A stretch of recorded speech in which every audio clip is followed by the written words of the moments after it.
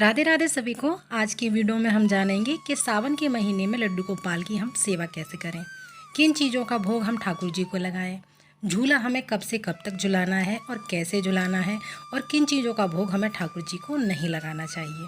पूरे सावन के महीने में हमें कैसे सेवा करनी है ठाकुर जी की, तो इन सभी पर हम चर्चा करने वाले हैं। इस साल यानी 2026 में 30 जुलाई से सावन का महीना शुरू हो जाएगा और 28 अगस्त तक रहेगा।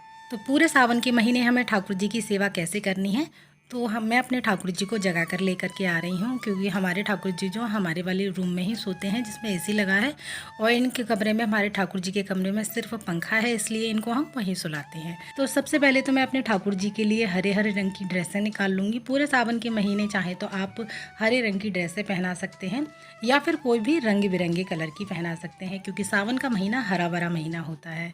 तो मैंने यहाँ पर अपने ठाकुर जी के लिए हरे हरे रंग की ड्रेसें निकाल ली हैं। तो आप देखिए, अगर पूरे सावन के महीने आप हरे रंग की ड्रेस नहीं पहना पाते हैं तो ऐसा कर सकते हैं आप, जैसे हरियाली तीज है और शिवरात्रि है, कोई जो एकादशी है, जो स्पेशल दिन होते हैं, त्यौहार होते हैं, उस दिन आप ठाकुर जी को हरे रंग की ड्रेस पहना सकते हैं। और सावन के महीने के पहले दिन आप अपने ठाकुर जी को कच्चे दूध से स्नान करा सकते हैं, या आप चाहें तो अपने ठाकुर जी को पंचामृत स्नान भी करा सकते हैं। तो आप कोई भी पात्र में जिसमें बिठाते हैं, स्नान कराते हैं, वो पात्र ले लेंगे, उसमें हम फूल बिछा देंगे और ठाकुर जी को विराजमान करेंगे। तो पहले हम कच्चे दूध से अपने ठाकुर जी को स्नान कराएंगे। ओम नमो भगवते वासुदेवाय मंत्र का जाप करते हुए ठाकुर जी के सबसे पहले हम चरणों पर कच्चा दूध डालेंगे। उसके बाद में हम धीरे धीरे करके चोटी तक ले जाएंगे। उसके बाद में हम शुद्ध सादा जल से ठाकुर जी को स्नान कराएंगे। देखिए, आप चाहें तो पंचामृत से भी स्नान करा सकते हैं अपने ठाकुर जी को। सावन के महीने में कच्चे दूध का विशेष महत्व होता है, तो आप अपने ठाकुर जी को कच्चे दूध से ज़रूर से स्नान कराएं। और अगर आप कच्चे दूध से स्नान प्रतिदिन नहीं करा पाते हैं, तो जैसे सावन का जो महीना होता है वो विशेष महत्व रखता है, तो आप एकादशी है, शिवरात्रि है और हरियाली तीज है, रक्षाबंधन है, पूर्णिमा तिथि है, इन दिनों पर आप अपने ठाकुर जी को कच्चे दूध से अथवा पंचामृत से स्नान जरूर से करवाइएगा। और साथ ही ठाकुर जी की सेवा में सावन के महीने में आप फूलों का प्रयोग जरूर से कीजिएगा। आपको जो भी ताज़े फूल मिल जाते हैं अपने घर के आसपास, वो आप ठाकुर जी की सेवा के लिए ले सकते हैं। तो जो भी आपको फूल मिल जाए वो सेवा के लिए ले लीजिएगा। और सावन के महीने से ही हमारे लाला के जन्मदिन की तैयारियां शुरू हो जाती हैं। तो देखिए, आप चाहें तो आप भी रंग बिरंगे कपड़े पहन सकते हैं या हरे रंग के कपड़े पहन सकते हैं। आप अपने ठाकुर जी को भी हरे रंग की ड्रेस पहना सकते हैं।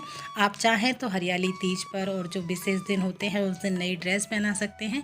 और अगर नहीं है तो जो भी आपके ठाकुर जी के पास अवेलेबल हैं, आप उनको भी पोशाकों को धारण करा सकते हैं। तो सावन के आप पहले दिन आप अपने ठाकुर जी को हरे रंग की ड्रेस जरूर से पहनाइएगा और सुंदर सा हम श्रृंगार करेंगे। और सावन का महीना लगते ही यानी पहले दिन से ही आप झूला झुलाना ज़रूर से शुरू कर दें अपने ठाकुर जी को। तो जहाँ भी आपका झूला रखा है उसको साफ़ सूफ करके अपने मंदिर में रख लीजिएगा, या कहीं मंदिर के आसपास जगह है वहाँ व्यवस्थित कर सकते हैं। और साथ में ही अगर जिनके पास झूला नहीं है तो वो झूला अपने ठाकुर जी के लिए मार्केट से ला सकते हैं या खुद भी बना सकते हैं। तो लो जी, हमारे ठाकुर जी का श्रृंगार हो गया है। और इत्र आप ठाकुर जी को ज़रूर से लगाइएगा, क्योंकि सावन के महीने सीलन की स्मेल आती है। तो आप अपने ठाकुर जी को इत्र सेवा ज़रूर से दे दीजिएगा, फूल समर्पित ज़रूर कीजिएगा। और हरे रंग की ड्रेस पहनकर हरा हरा श्रृंगार करके हमारे ठाकुर जी सिंहासन पर विराजमान हो गए हैं। और ठाकुर जी को झूला झुलाते समय हमें विशेष सावधानियाँ बरतनी होती हैं। तो देखिए, झूला झुलाते समय हमें ठाकुर जी को ज़्यादा तेज़ झूला नहीं झुलाना है, और ना ही हमें सूर्यास्त के बाद ठाकुर जी को झूला झुलाना है। केवल ठाकुर जी को झुलाना है।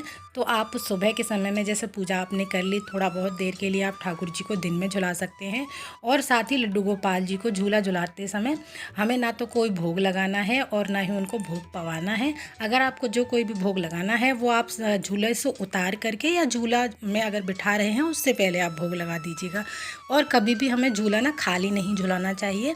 आप जब भी झूला हिला रहे हैं या झुला रहे हैं तो उस पर ठाकुर जी अथवा राधा रानी विराजमान होनी चाहिए, तभी हमें झूला झुलाना है।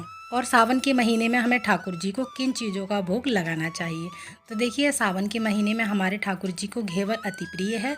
तो आप अपने ठाकुर जी को सावन के महीने में घेवर का भोग जरूर से लगाइएगा। पकौड़ों का भोग लगा सकते हैं, जलेबी का भोग लगा सकते हैं और ऋतु अनुसार आप कोई भी फल ले सकते हैं, फलों का भोग लगा सकते हैं, भोग समर्पित कर सकते हैं। यानी मौसम के अनुसार जो भी फल आपको मार्केट में मिल जाते हैं उनका भोग लगा सकते हैं। और देखिए कौन सी वो चीज़ें हैं जिनका भोग हमें ठाकुर जी को सावन के महीने में नहीं लगाना चाहिए। तो देखिए सबसे पहले तो कड़ी आती है। कड़ी पकौड़ा का भोग हमें ठाकुर जी को नहीं लगाना है सावन के महीने में, और ना ही खुद खाना है। जब ठाकुर जी को भोग नहीं लगेगा तो खुद भी हमें नहीं पाना चाहिए। और हरी पत्तेदार सब्जियां हैं उनका भी भोग हमें ठाकुर जी को नहीं लगाना है। और साथ में ही उड़द की दाल, मसूर की दाल, इनका भी भोग हमें ठाकुर जी को नहीं लगाना है। ये वो 3-4 चीज़ें हैं जिनका भोग हमें सावन के महीने में ठाकुर जी को नहीं लगाना चाहिए। और साथ में ही मसूर की दाल का तो भोग हम ठाकुर जी को नहीं लगाते हैं, उसका भोग कभी भी नहीं लगाया जाता है। और ना ही हमें ये सावन के महीने में ये खुद पानी चाहिए, ये चीज़ यानी खुद भी नहीं खानी है। और देखिए सावन के महीने में जब आप ठाकुर जी का श्रृंगार करें तो चंदन का तिलक ठाकुर जी को ज़रूर लगाइएगा, इत्र सेवा ज़रूर दीजिएगा और मोर पंख ठाकुर जी के पास में ज़रूर से रखिएगा। और ठाकुर जी के आसपास जो स्प्रे वाला इत्र होता है आप चाहे तो वो छिड़क सकते हैं अगर आपके पास है तो। इससे क्या होगा, हमारे ठाकुर जी के पास धीमी धीमी इत्र की खुशबू जाती रहेगी, हमारे ठाकुर जी बहुत ही प्रसन्न रहेंगे, हमारे ठाकुर जी को अच्छा लगेगा। और ठाकुर जी को इत्र वैसे भी अति प्रिय है, तो आप इत्र हो तो आप ठाकुर जी के आसपास ज़रूर से छिड़किएगा। और सावन के महीने में सीलिंग की स्मेल आ जाती है तो आप ठाकुर जी को ये प्रतिदिन सेवा दे सकते हैं इत्र की। ठाकुर जी को झूले में बिठाने से पहले आप अपनी पूजा आरती कर लीजिएगा, चंदन तिलक लगा दीजिएगा। उसके बाद ही हम ठाकुर जी को झूले में बिठाएंगे और झूला झुलाएंगे। झूला झुलाते समय आप ठाकुर जी के लिए कोई भी सावन का भजन गा सकते हैं या फ़ोन में भी चला सकते हैं।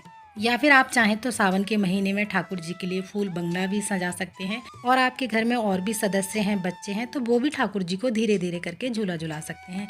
झूला झुलाते समय बहुत ज़्यादा सावधानी बरतनी है, ज़्यादा तेज़ हमें झूला नहीं झुलाना है। और देखिए अगर आप हर दिन ठाकुर जी को पंचामृत स्नान अथवा कच्चे दूध से स्नान ना करा पाएँ तो आप विशेष दिनों पर स्नान करा सकते हैं कच्चे दूध से। जैसे शिवरात्रि है, पूर्णिमा है, हरियाली तीज है, इन पर आप ठाकुर जी को स्नान जरूर से कराएं। फिर मिलते हैं अगली वीडियो में। अगर आप लोगों को हमारी वीडियोस पसंद आती हैं तो कमेंट, शेयर, लाइक ज़रूर कीजिएगा। फिर मिलते हैं।